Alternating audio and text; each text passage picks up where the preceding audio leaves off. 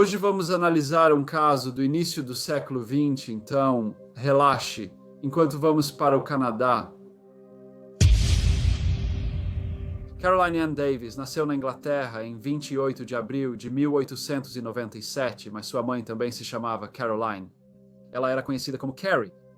Ela não teve boas condições para crescer. O pai dela, veterano do exército britânico, se feriu no fim do século XIX lutando na África do Sul. A educação era obrigatória na Inglaterra e, em 1899, a idade para sair da escola subiu para 12 anos. Carrie era uma estudante dedicada e trabalhadora, mas como tantas outras jovens da época, ela deixou a escola assim que pôde para encontrar trabalho e ajudar sua família. As coisas mudavam na Inglaterra. Em 1907, boa parte do metrô de Londres já era eletrificada. Os carros começavam a substituir os cavalos nas ruas e, além dos avanços tecnológicos, Londres já era o maior centro financeiro mundial. Em 1908, a alta inflação e salários estagnados causaram grande descontentamento entre as classes trabalhadoras, já que a prosperidade das classes média e alta se tornava mais evidente. Este ano teve várias greves, especialmente nas indústrias de algodão e construção naval, afetadas por cortes de empregos. Mas novas oportunidades surgiram para os trabalhadores que estavam dispostos a se mudar para outros países, como Austrália, Nova Zelândia, Canadá e Estados Unidos. Em 1913, Carrie decidiu deixar a Inglaterra e aceitar um cargo em Toronto. O governo do Canadá promovia uma campanha para incentivar jovens trabalhadoras, respeitáveis, solteiras e, em sua maioria, de origens pobres. Para trabalhar em serviços domésticos, durante o início do século XX, as oportunidades para mulheres aumentaram no Canadá, e muitas jovens preferiam trabalhar em lojas e fábricas em vez das ocupações mais tradicionais.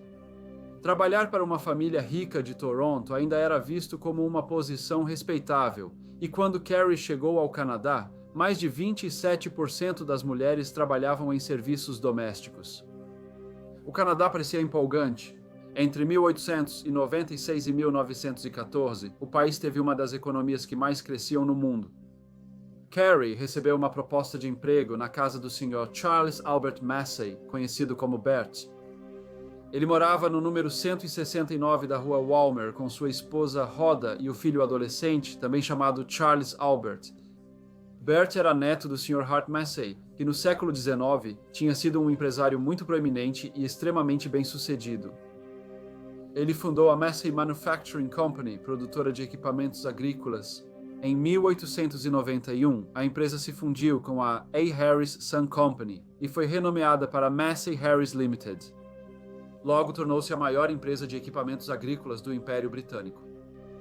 Porém, Bert não se beneficiou muito da riqueza do avô, nem trabalhou na empresa da família. Em vez disso, ele trabalhava como vendedor de carros. A indústria automobilística começava a crescer. A Ford lançou o modelo T em 1908 e, em 1909, já o produzia em massa. Isso o tornou mais acessível às classes médias. A posse de automóveis na América do Norte aumentou. Pessoas que não sabiam que Bud era um Massey talvez não percebessem que ele fazia parte de uma das famílias mais poderosas do Canadá. Ele foi descrito como alguém cujas intenções nem sempre eram honrosas e como uma pessoa que gostava de socializar. Acreditava-se que seus primos ricos, Vicente e Raimundo, que administravam os negócios da família, haviam questionado sua escolha de carreira. Carla começou a trabalhar para os Massys em 1913 e era uma funcionária muito responsável e confiável.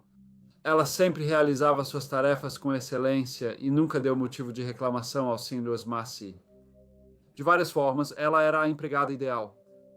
Ela raramente saía. Ela preferia economizar o salário e enviar dinheiro para a mãe viúva na Inglaterra que criava as 3 irmãs mais novas de Carrie. Em 1914, após o início da Primeira Guerra Mundial, o dinheiro que Carrie enviava para sua mãe tornou-se ainda mais importante, já que a vida na Inglaterra ficou mais difícil. No domingo, 7 de fevereiro de 1915, Carrie começou o dia como qualquer outro, apesar da ausência da Sra. Massey, que viajou para Connecticut visitar a família. Depois, Charles Albert Massey saiu, deixando Carrie sozinha com o Sr. Bert Massey. Desde que começou a trabalhar para a família 2 anos antes, o Sr. Massey lhe dava pouca atenção, mas alguns dias antes ele havia bebido e se aproximou dela fazendo comentários obscenos. Carrie sabia que naquele domingo ele tinha passado um tempo bebendo. Mais uma vez, ele se aproximou e, meio desajeitado, ofereceu-lhe um anel em agradecimento pelos serviços. Mas ela ficou surpresa quando ele então colocou as mãos em sua cintura e a beijou. Felizmente, Carrie conseguiu se livrar dele. Momentos depois, ele pediu que Carrie fosse ao quarto arrumar sua cama. Mesmo preocupada, Carrie sabia que precisaria atender ao pedido dele. Quando entrou no quarto, ele mais uma vez agarrou Carrie e a jogou na cama. Carrie o empurrou para o lado. Ela então correu escada acima e se trancou em seu quarto. Não querendo ficar em casa, ela logo saiu e foi ver sua irmã, que morava no bairro Cabbage Town da cidade. Ela era casada e era a única parente que Carrie tinha no Canadá. A irmã de Carrie sabia que a situação era difícil. Carrie nunca tinha tido motivo para reclamar do Sr. e da Sra. Massey antes, e a irmã de Carrie queria o melhor para ela. Ela lembrou que, mesmo com o salário relativamente baixo das jovens no serviço doméstico, Carrie morava em uma casa boa e conseguia enviar dinheiro para sua mãe. Ela sugeriu que ela voltasse para casa e continuasse o trabalho. A Sra. Massey logo voltaria e tudo voltaria ao normal. Ela também pediu para não relatar o incidente à polícia. Não adiantaria, pois seria a palavra de Carrie contra a do Sr. Charles Albert Massey, membro da renomada família Massey. Apesar do comportamento inaceitável e nada cavalheiresco do Sr. Massey, Carrie teria pouco a ganhar ao denunciá-lo. Isso fez Carrie pensar no que fazer. Ela recebeu a chance de trabalhar no Canadá e, como funcionária confiável, não queria desapontar os Massey. Mas ela também era uma jovem respeitável e honrada, e temia que sua reputação fosse arruinada se o Sr. Massey conseguisse forçá-la a algo. Às 23h20, ela retornou à casa dos Massey, na Walmer Road, 169. Na manhã seguinte, segunda-feira, 8 de fevereiro, Carrie se levantou, se vestiu e desceu para preparar o café da manhã. Ela conseguiu evitar o Sr. Massey, que logo depois saiu para o trabalho, deixando Carrie sozinha na casa. Ela ainda estava agitada pelo que aconteceu na noite anterior e isso a afetava. Ela achava totalmente inapropriado que um patrão a beijasse e tentasse forçá-la. Naquela noite, Berto voltou do trabalho. Estava frio e escuro. Enquanto ele caminhava pelo caminho em direção à porta de casa, Carrie saiu correndo. Na mão ela segurava uma arma. Ela gritou: "Você arruinou a minha vida." Mas antes que Berto tivesse tempo de reagir, ela disparou 2 tiros, sendo que o segundo o atingiu no peito. Ele se virou como se fosse correr, mas ao fazer isso caiu no chão. Um jornaleiro que presenciou tudo foi o primeiro a vê-lo. Moradores preocupados que ouviram tiros saíram rapidamente de casa. Eles se chocaram ao ver o vizinho caído. Eles tentaram ajudar, mas apenas alguns minutos depois de ter sido baleado, o Sr. Charles Albert Massey morreu. Não demorou para a polícia chegar. Eles entraram no número 169 da rua Warmer. No sótão, em seu quarto, encontraram a jovem Carrie Ann Davis. Ela disse a eles que estava prestes a ir até a delegacia para confessar. Foi realizada uma investigação. A testemunha Beatrice Dennis, que morava na rua Warmer, 126, disse que caminhava pelo lado oeste da rua e viu o Sr. Massey do outro lado. Ela o viu virar para a casa dele, ele já estava quase nos degraus quando ela ouviu um tiro. Ela olhou e o viu. Ele tentou voltar para a calçada, conseguiu chegar até a metade e houve outro tiro. Ele então tropeçou e caiu. Havia outras testemunhas do crime, mas Carrie não negou ter atirado no Sr. Massey. Em uma declaração emocionada, ela disse: "Quando vi o Sr. Massey descendo a rua, perdi o controle de mim mesma. Tudo ficou nebuloso para mim. Eu só pensava nele me fazendo mal e sabia que teria que me defender de alguma forma. Só pensava no revólver pendurado no quarto do garotinho. Ele começou a correr e eu continuei puxando o revólver, mas o gatilho parecia não funcionar. Eu só pensava nele me fazendo mal." O inquérito concluiu que Carrie atirou em Charles Massey e agora seria julgada pelo assassinato dele. Enquanto aguardava seu julgamento, Carrie recebeu centenas de cartas de apoio. Muitas envolviam doações. As cartas vinham não só de Ontário, mas de todo o Canadá e da Inglaterra. Foi recebido dinheiro suficiente para que ela pudesse contratar os serviços de um advogado muito respeitável chamado Hartley DeWitt.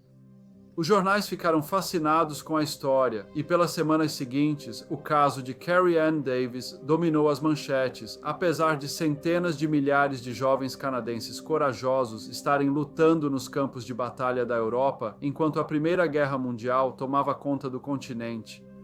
O jornal, o Toronto Daily Star, parecia apoiar muito as dificuldades de Carrie. Uma jovem vulnerável, tão longe de sua mãe, que só tentava melhorar sua situação e foi forçada a se defender contra seu empregador.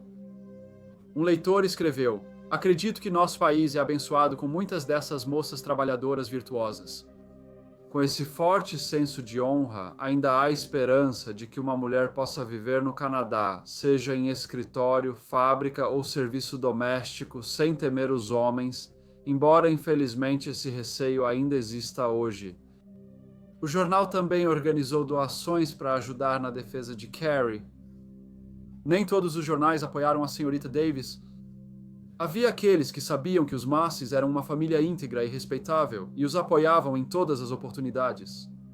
O Sr. Massey foi baleado em um ataque premeditado ao se aproximar da porta de casa após um dia difícil de trabalho. Também foi escrito que Carrie tinha um histórico de convulsões, que às vezes a faziam se comportar como se fosse insana. Sugeriu-se que um crime pode ter ocorrido durante insanidade temporária. Um julgamento foi realizado no Tribunal Feminino de Toronto diante do juiz-chefe William Mullock. O júri, porém, era só de homens. Esse não era o tipo de caso que normalmente chegava ao Tribunal Feminino de Toronto. Na maioria das vezes, os juízes presidiam casos de mulheres processadas por coisas como embriaguez, vadiagem e trabalho sexual. Um jornal escreveu que, entre as mulheres habituais sendo julgadas, a senhorita Carrie Ann Davis parecia uma aluna dócil e gentil da escola dominical. O caso da coroa foi conduzido pelo renomado promotor, Sr. Ernesto Eduardo Arthur Duvernay. Ele explicou que Carlos Alberto Massey caminhava até sua porta quando foi morto a tiros pela ré, e lembrou ao tribunal que, embora a senhorita Davis fosse explicar seus motivos, Massey estava morto e o júri não ouviria outra versão dos fatos que levaram à sua morte na noite de 8 de fevereiro de 1915. O advogado de Carrie, Hartley DeWitt, apresentou uma defesa diferente. Ele focou na vulnerabilidade de uma jovem britânica de 18 anos que havia sido criada em condições de pobreza na Inglaterra e que viajou para o Canadá para ocupar um papel muito necessário no serviço doméstico em uma das casas dos mais privilegiados da sociedade de Toronto. Ele disse aos tribunais que, apesar de sua origem humilde, ela havia sido criada de maneira muito respeitável, refletindo os valores esperados de uma jovem em 1915, e que ela acreditava que seu empregador não deveria tentar forçá-la a nada. Ele se voltou para o júri e disse: "Nós, como canadenses, assumimos para nós mesmos o dever de tutores e guardiões das meninas que vêm de lares como este para o Canadá."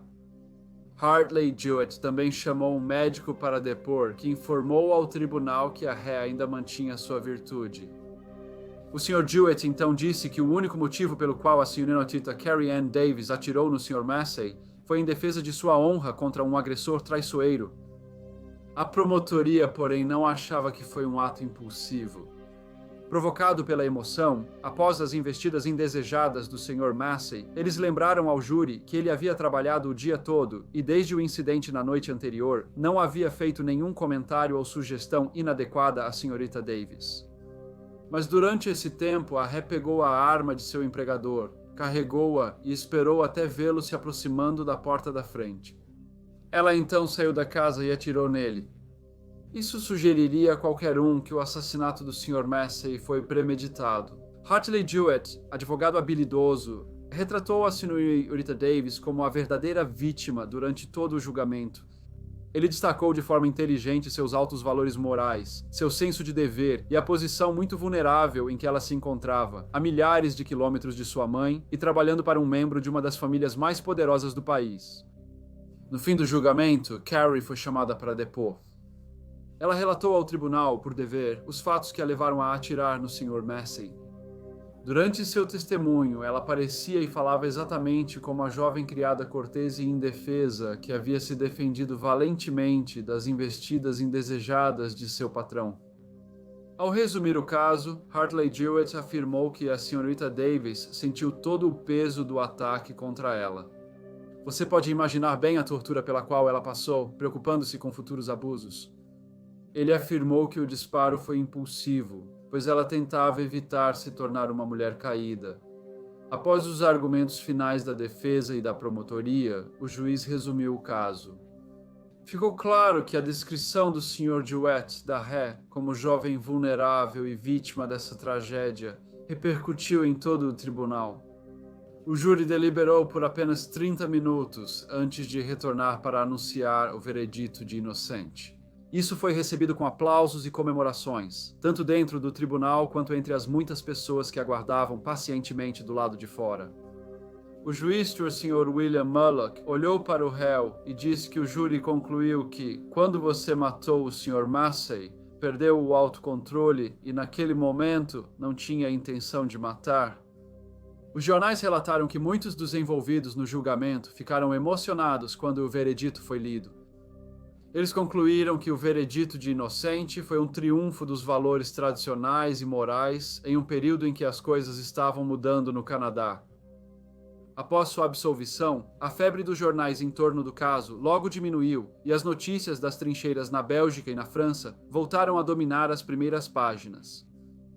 Carrie recebeu propostas de trabalho em outras casas, mas não queria voltar ao serviço doméstico e, enquanto a guerra devastava a Europa, sumiu do foco do público.